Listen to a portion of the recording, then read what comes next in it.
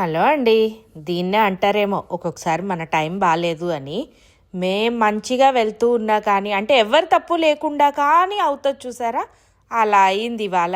ఏం చెప్పాలి, మామూలుగా మనం రోడ్ మీద వెళ్తూ ఉన్నాము. ముందు కారు అంటే వాళ్ళ తప్పు కూడా లేదు.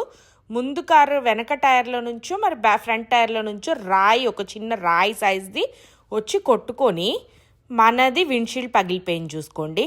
ఏం చెప్తాము, దీన్నే టైం బాలేదంటారు. అది ఎవరి తప్పు కాదు, మన తప్పు కాదు, వాళ్ళ తప్పు కాదు. బట్ స్టిల్ అలా అయిపోయింది. అది బాగానే గట్టిగా తగిలింది చూసారు కదా, ఎంత పెద్ద హోల్ పడి క్రాక్ వచ్చేసింది. ఇంకా అది మనం కార్ నడపకూడదు, అది సేఫ్ కూడా కాదు. సో ఇంకా దాన్ని ఆటోమేటిక్గా చేపించాల్సిందే, విండ్‌షీల్డ్ రీప్లేస్మెంట్ చేపించాలి. మేమైతే సేఫ్ లైట్ వాళ్ళతో చేపిస్తున్నాం అనమాట. రిపేర్ చేయించడానికి టోటల్ కాస్ట్ వచ్చేసి $1,900 అవుతుంది.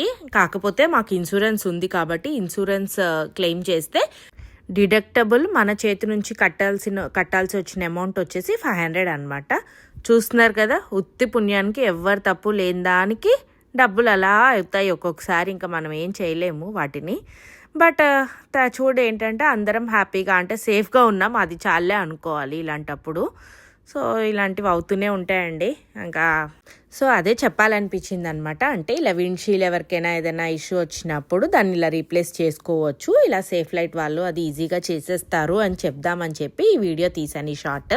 వాళ్ళకి మొత్తం ఇదంతా ఇలా ఫిక్స్ చేయడానికి అంటే పాత గ్లాస్ తీసేసి కొత్త గ్లాస్ పెట్టి ఇవన్నీ చేయడానికి ఒక 2.5 అవర్స్ పట్టిందండి ఈ ప్రాసెస్ అంతా.